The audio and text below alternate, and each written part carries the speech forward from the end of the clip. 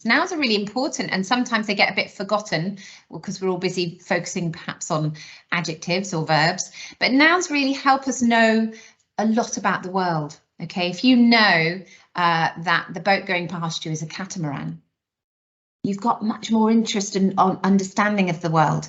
Do you know, in Viking times, in Old Norse, which is where your Marvel gods come from, people like Loki, he was a Norse god.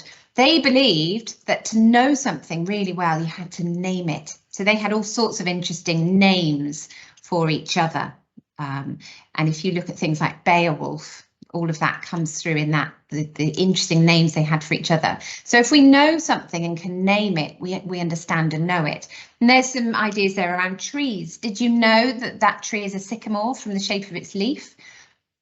Get out and have a walk and look and understand. Did you know it was a beech tree because of the shape of its leaf? Have a look. What does it have? Those beech nuts that fall down in the autumn. Conker trees. If you can talk about the noun in particular, rather than just the general, it's a tree, you've got much more ability with language and you can get underneath the layers. Our rewards area has a whole host of different hats. So I thought we'd have a little go at trying to name different hats. So in the chat box now, have a go. How many different types of hats can you think of in 5 seconds? Okay, see if you can beat Liz. You've only got 5 seconds to think of different types of hat, as many as you can, and put the number in the chat box. Okay, I'm going to count down.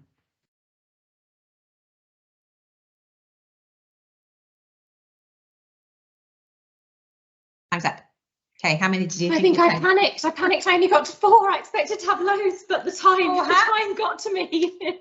4 hats. Okay. Well, do you know what? There's about 40 or 50 different names for hats. I've written a few down because I knew I wouldn't remember them all, but you could have had balaclava, beanie, baseball hat, beret, boater, bowler, bucket, fedora, Panama, sombrero, trilby, Stetson, and that's just a tiny percentage of the amount of hats that there are out there. I went down the line of what jobs you have to have hat for. So things like a policeman has a helmet. Yep. But maybe that's why it then slowed me down, because I was thinking very specifically.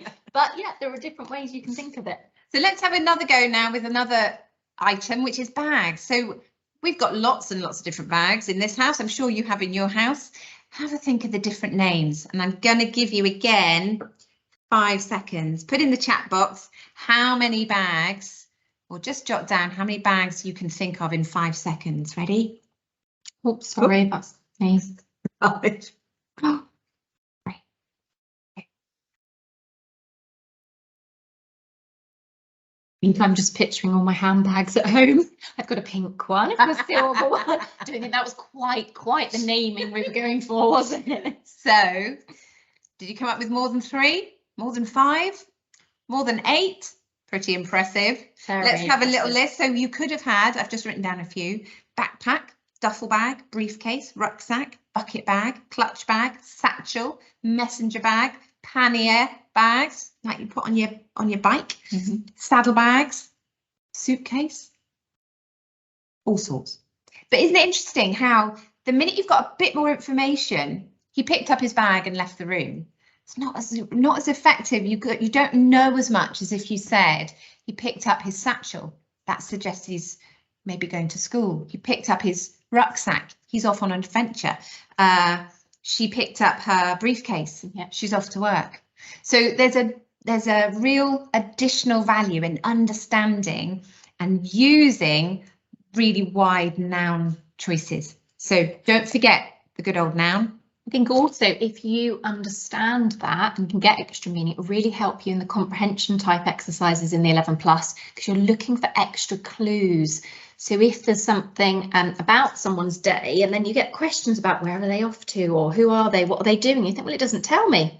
But look for the clues, and you can find the clues in just as Helen's explained with those examples. If someone's picked up their briefcase, it's likely they're going to work. So then that sets in your mind what's happening, and that can really help you.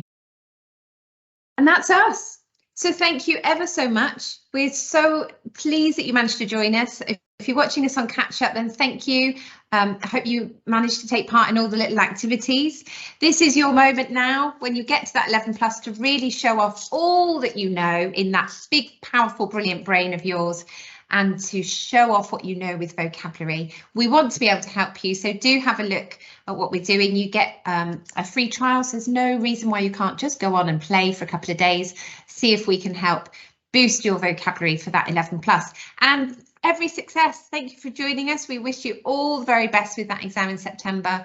And if it's coming around for you next year, then you've got a year of vocab boosting fun ahead of you. So I hope that there's been some good ideas for you here. Big thanks to Liz. And thanks for joining us. Thank you. Bye.